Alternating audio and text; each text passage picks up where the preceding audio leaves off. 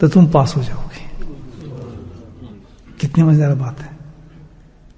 رحمت اللہ عالمین امام الانبیاء نبی کریم صلی اللہ علیہ وسلم نے امت پہ یہ بہت بڑا کرم فرمایا اور اس پرچے کو آؤٹ کر دیا آپ نے پوری امت پر.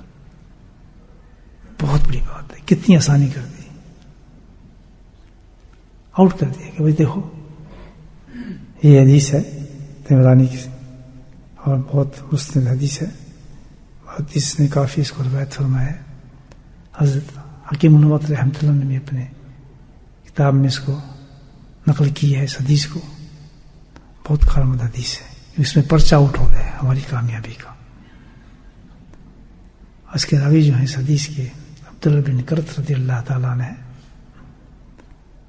وہ فرماتے ہیں کہ نبی کریم صلی اللہ علیہ وسلم نے ارشاد فرمایا کہ دیکھیں بھائی اب پرچہ آؤٹ ہو رہا ہے. اور سے سنیں کہ روز قیامت میں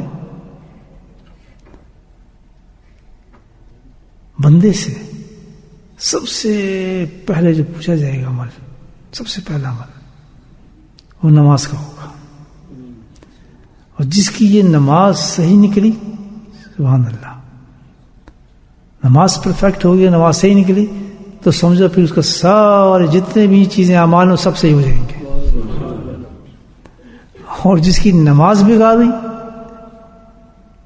تو کتنے وہ کچھ اعمال لے کے آ جائے وہ ساری بیکار جائیں گے.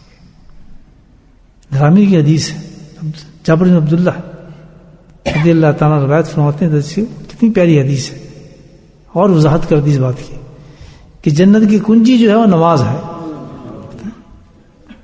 اللہ والوں کے پاس جانا, یہ ذکر اذکار کرنا, یہ تذکیہ کرنا, ساری کا مطلب یہی ہے کہ نماز صحیح ہو جائے. یاد رکھنا,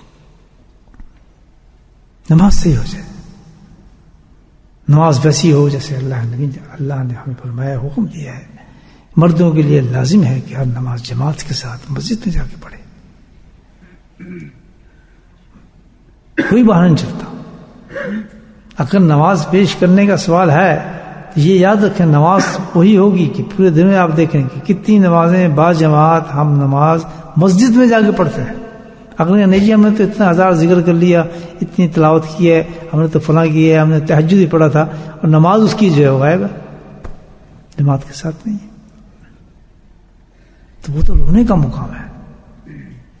کوئی چیز بھی, کوئی وظیفہ بھی, کوئی ذکر بھی, کوئی کچھ صحیح کر ہی نہیں سکتا. سب سے پہلے جو ہمیں گھر کے اندر توجہ دینی چاہیے خواتین کو, مرد کو, سب سے زیادہ کس پر؟ نماز پر. بچوں کی تربیت جو ہے ہمارے یہاں سب سے پہلے جو کام کرے آدمی بچوں کے ساتھ, یاد رکھیں وہ کیا کرے کہ ان کو نماز کی ہی تربیت دیتی رہے.